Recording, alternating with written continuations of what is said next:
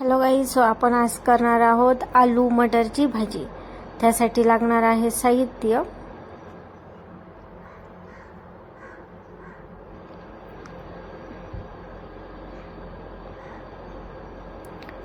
तर आपण साहित्य घेतलेले आहे टोमॅटो, कांदा, खोबरं, लसूण आणि हे छानपैकी आपण तळून घेणार आहोत। सर्वप्रथम आपण कांदा तळून घेऊया।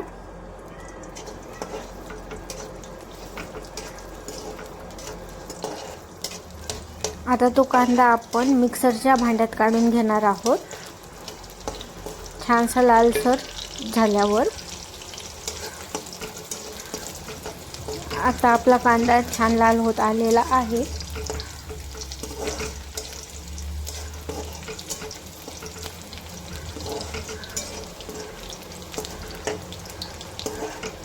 तुम्ही पाहू शकता।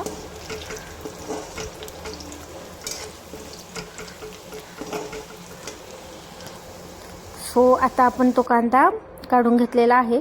त्यात टाकूयात खोबरं। खोबरं छानसं लालसर भाजेपर्यंत भाजून घेऊया।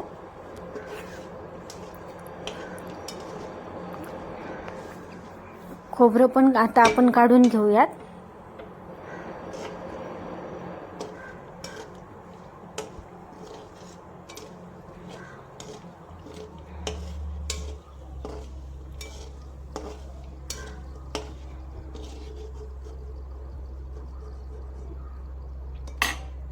आता आपण टाकूयात लसूण आणि अद्रक। लसूण आणि अद्रक छानसं भाजून घेऊयात।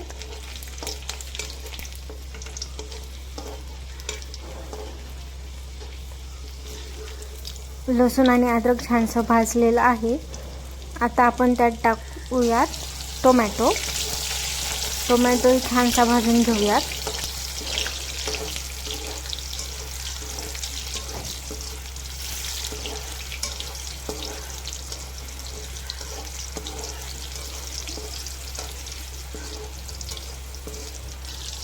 आता ते काढून घेऊयात आणि हे मिक्सर मधून छानसं वाटण काढून घेऊयात। त्यात थोडंसं पाणी घालून पुन्हा एकदा वाटण काढून घेऊयात। अशी फाईन पेस्ट करून घ्यायची।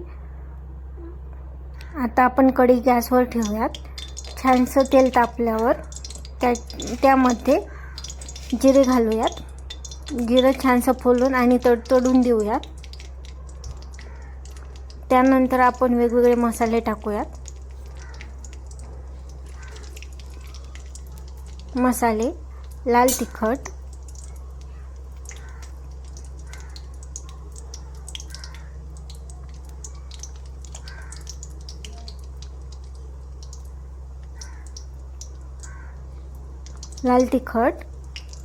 ते थोडंसं फुलून देऊया।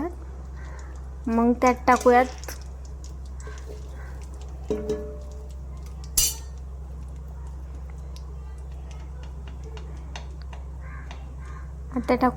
मसाला। मसाला झाल्यावर हळद आणि छानसं परतून देऊयात। आता टाकूयात आपण तयार केलेला मसाला। मसाला छान भाजून घेऊयात।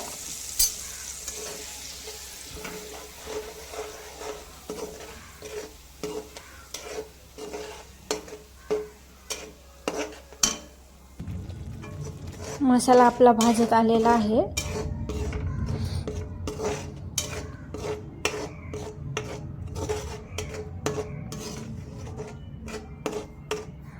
सो आता टाकूयात थोडंसं मीठ,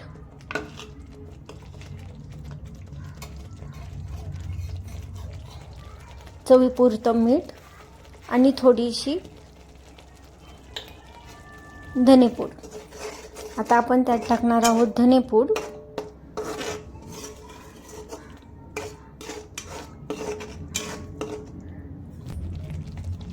तुम्ही पाहू शकता आपल्या मसाल्याला पाणी सुटलेलं आहे। धनेपूडही टाकलेली आहे। आता छानसं व्यवस्थित भाजून घेऊयात। हलवून घेऊ जोपर्यंत छानशी जर आपल्याला असं वाटत असेल की आपल्या भाजीला चांगली चव यावी, त्यासाठी आपण छान तेल सुटेपर्यंत व्यवस्थित आपली फोडणी भाजून घेऊयात. तुम्ही पाहू शकता आपल्या मसाल्याला तेल सुटलेलं आहे. सो आता आपण टाकूयात त्यात मटर, जे आपण वाफाळून घेतलेले आहेत. 2-3 तास भिजवून ठेवलेत आणि नंतर कुकरला 1-2 शिट्टी काढून वाफाळले आहेत. त्याचबरोबर पोटॅटो देखील कुकरला लावून घेतलेली होती. सो आपण ते हलवून घेऊयात. पुन्हा एकदा व्यवस्थित मसाला हलवून थोडा वेळ भाजून घेऊयात.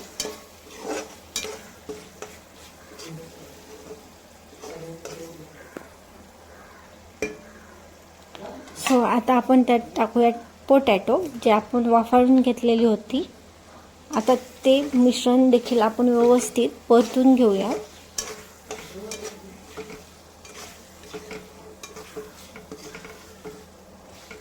तुम्ही पाहू शकता आपल्या भाजीला थोडं थोडं तेल सुटलेलं आहे.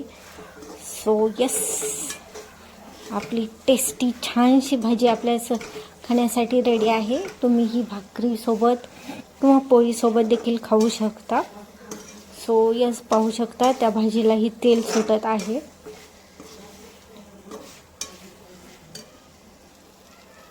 यस, आपण आधी मसाला टाकला होता फाईन, चटणी वगैरे, तर त्यामुळे ना तेला परतून घेतली अमेझिंग तरी किंवा कट येतो. त्यामुळे आपण ना मसाला अगोदरच तेलात तळून घ्यायचा. आता आपण गरम पाणी टाकलेलं आहे. हवं असेल तर गार पाणीसुद्धा आपण टाकू शकतो. आणि एक छानशी उकळी काढून घेऊया. तुम्ही पाहू शकता कशी छान तरी किंवा कट आलेला आहे आपल्या भाजीला. सो अशा नवनवीन आणि टेस्टी रेसिपी पाहण्यासाठी सोनी सूरज या चॅनलला सबस्क्राईब, लाईक आणि शेअर करायला विसरू नका. तुमच्यासाठी असेच छान छान मजेशीर रेसिपीज